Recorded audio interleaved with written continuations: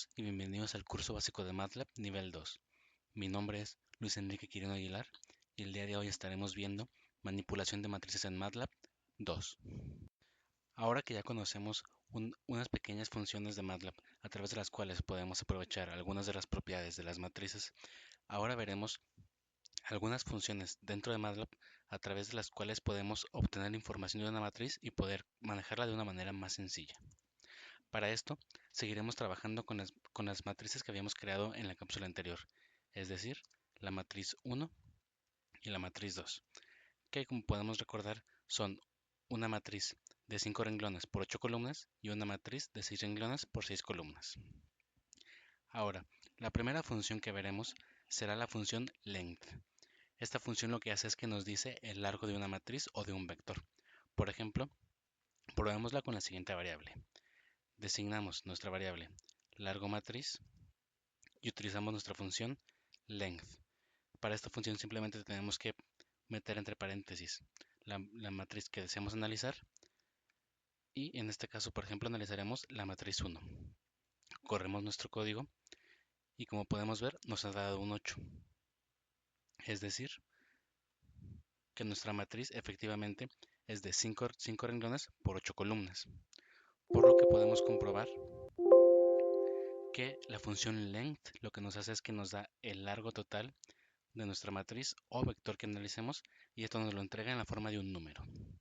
Del mismo modo, existe otra función de MATLAB llamada size, la cual nos puede dar las dimensiones de nuestra matriz. Es decir, que si tuviéramos una matriz de la cual no tuviéramos toda la información y quisiéramos obtener sus dimensiones, o deberíamos obtener sus dimensiones para utilizarlas de algún modo en nuestro código, podremos simplemente utilizar esta función y la obtendríamos. Así que designamos una variable para probarla. En este caso, digamos una variable dimensiones matriz. La función es size, S-I-Z-E. Y nuevamente, entre paréntesis, solo tenemos que poner la matriz que queramos analizar. En este caso analizamos la matriz 2. Corremos nuestro código y ahora vemos cómo nos ha entregado este pequeño vector que tiene los números 6 y 6. Es decir, que nuestra matriz es una matriz de 6 renglones por 6 columnas.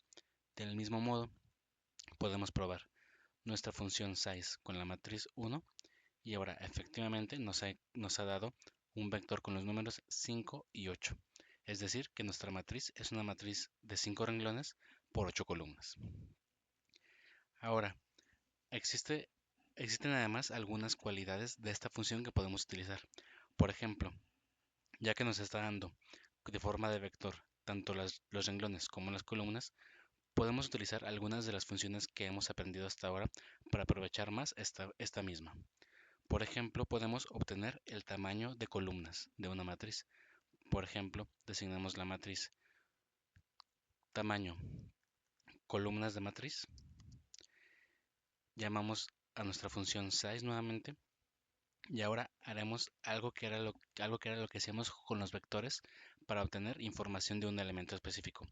Por ejemplo, ya que sabemos que la función size nos entrega un vector donde el primer elemento es el tamaño de renglones y el segundo elemento es el tamaño de la columna, podemos hacer una variable que nos dé el tamaño de la columna a través de la función size, llamando a nuestra matriz, llamamos a la matriz 1, y como hacíamos anteriormente con vectores para elegir el elemento, ahora utilizamos una coma para separar a nuestro elemento y utilizamos el número 2, es decir, queremos el segundo elemento de nuestro vector. De este modo, corremos nuestro código y vemos que la variable tamaño columna de matriz nos da un 8, es decir, que el tamaño de las columnas de la matriz 1 es un 8. Y podemos hacer lo mismo para el tamaño de los renglones de la matriz. Llamando nuevamente a la función size, llamamos a la matriz mat1 y ahora en lugar del 2 utilizaremos el número 1, es decir, que queremos que nos entregue el primer elemento de nuestro vector. Corremos nuestro código y vemos como efectivamente el tamaño de columnas de la matriz 1 es 8, mientras que el tamaño de renglones de la matriz 1 es 5. Podemos probar nuestras funciones ahora con la matriz 2, que sabemos que es una matriz de 6 por 6, y vemos que efectivamente obtenemos tamaño de columna 6 y tamaño de renglón 6. y además podemos extraer aún más información de esta función. Por ejemplo, supongamos que queremos conocer el número de elementos que hay dentro de una matriz. Para esto, generalmente lo que se hace es multiplicar la dimensión de columnas por la dimensión de renglones. Sin embargo, si por algún motivo no tuviéramos la información completa de la matriz, podríamos obtener el número de elementos de la matriz a través de estas funciones. Ya les hemos asignado anteriormente como tamaño columna matriz y tamaño renglón matriz, así que simplemente las llamamos tamaño columna matriz y ya que es un número, es decir, es una variable escalar, la podemos multiplicar simplemente por la otra variable, es decir, el tamaño renglón matriz. Y así de este modo corremos nuestro código y obtenemos el número de elementos de nuestra matriz, es decir, 36, que es 6 por 6. Igualmente podemos probarla con la matriz 1 y vemos como el número de elementos de nuestra matriz 1 es de 40, que es 5 por 8. Además, en caso de que quisiéramos hacer eso de una manera más fácil, podemos designar otra variable, número de elementos de la matriz, y podemos aprovechar una de las funciones que MATLAB ya tiene integradas. Esta es la función numL. Simplemente llamamos la función e ingresamos la matriz que queremos trabajar. En este caso sería la matriz 1. Corremos nuestra función, nuestro código y vemos como la nueva función numL, podemos ponerle numL2 para diferenciarla. Nuevamente nos da que el valor de elementos dentro de la matriz es 40, como lo habíamos visto anteriormente, y cuando cambiamos a nuestra matriz 2, vuelve a ser 36. Es decir, que la función también nos puede dar este número de elementos de una manera más sencilla, simplemente llevándola a cabo a través de la misma función en lugar de tener que estar llamando a la función 6. Sin embargo, elegir una manera u otra para obtener esta cantidad depende de la información que tengamos.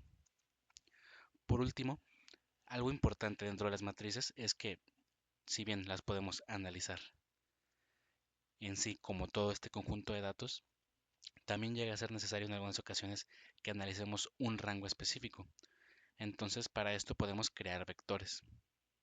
Del mismo modo que almacenamos un elemento de un vector en nuestras variables para obtener el tamaño de la columna y el tamaño de renglones, podemos hacer lo mismo para obtener no solo un valor, sino un conjunto de valores de una matriz.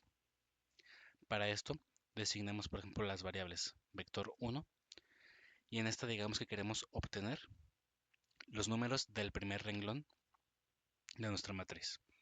Para esto, llamamos, como hacíamos anteriormente, para obtener un dato determinado de nuestra matriz, llamamos a la matriz 1, y ahora entre paréntesis pondremos el número de elementos, más bien la posición de los elementos que queremos adquirir.